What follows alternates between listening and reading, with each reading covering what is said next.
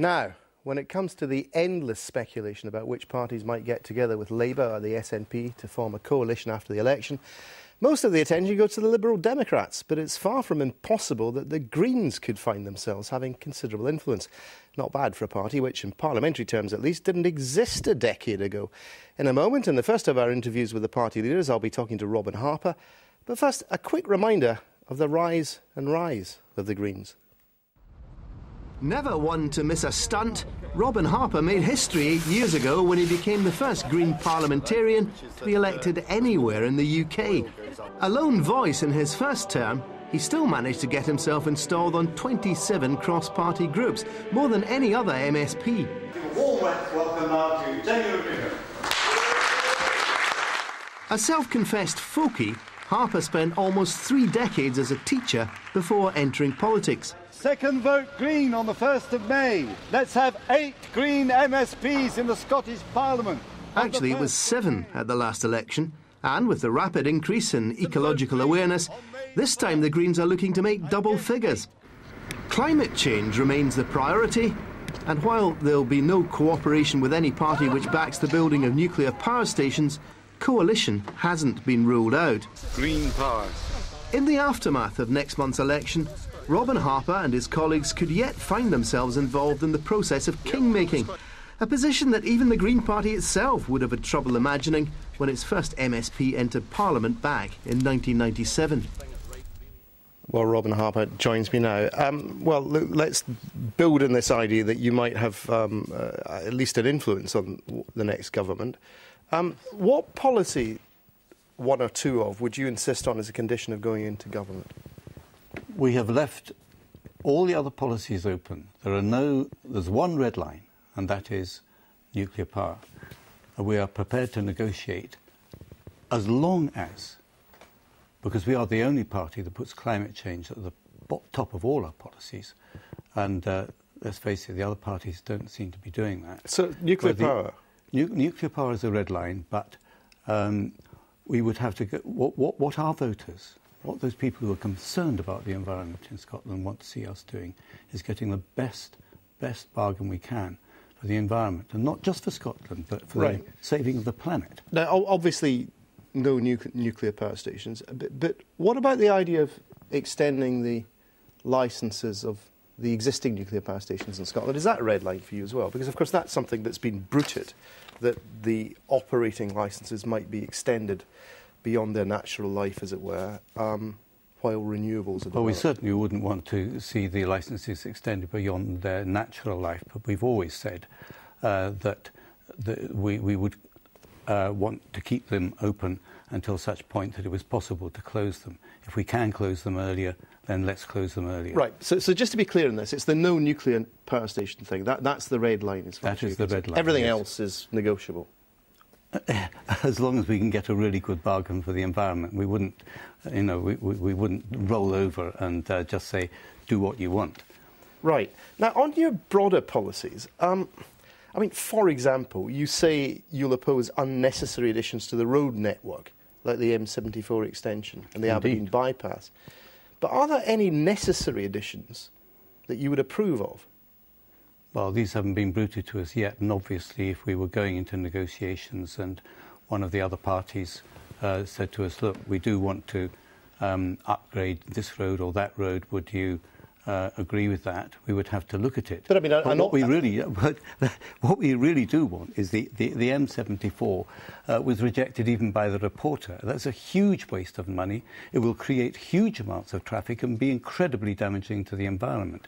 And, the environmental organisations themselves said that Nicol Stevens' decision to go ahead with the M74 was the single worst environmental decision that's been taken in the last government. What I'm really getting at is a lot of people will think, for heaven's sake, if this lot get anywhere near power, all we'll have is congestion because we won't be able to improve the roads. They'll just veto everything. No, that's a nonsense. We would obviously not be vetoing necessary road improvements. That would allow freer flow of traffic. There's a difference between free flow of traffic and creating more traffic. Right. Road tolls. 1.5 million people signed the Downing Street petition against them. They emerged as the most unpopular proposal among voters in last week's BBC Scotland poll. yet you're still in favour of them. Absolutely, because doing nothing is not an option in the future.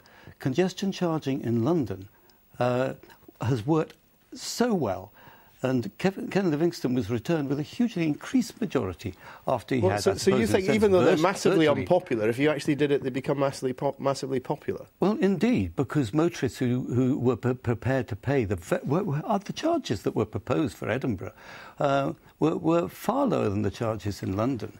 And far lower People still rejected it in the referendum. I know they were still rejected in the referendum, but because Conservative and Liberals turned tail on it, even the SSP, they were also afraid of losing votes, that they decided, oh, this is terribly unpopular, and they would campaign against it. Only the Green Party supported Labour. Air travel, no airport expansions, personal carbon accounts, a new international tax on aviation fuel.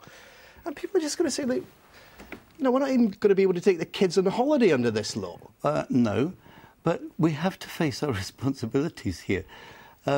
Aviation is the single, mile for mile, most damaging transport mode that there is in terms of climate change. But you see, it's lunacy to say that it should expand by 3 times. We should be controlling it. But see, the general problem here is a lot of people say, look, you know, we're quite happy climate change, it may well be a problem. Fine, David Miliband goes off and concludes all these agreements in Europe about carbon trading and all the rest of it.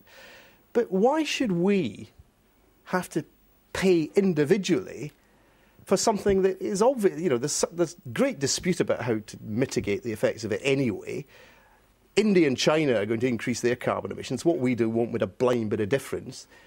Yet we're supposed to pay for it personally. That's just nonsense. Well, let's just take those things one by one. India and China, per head of population, their carbon emissions are far lower than ours. No, but there just happen to be a lot of them, and yes, and they are going to go up. What we can do is help them in particular with the technology that's needed to bury the carbon from coal burning, and that's there now.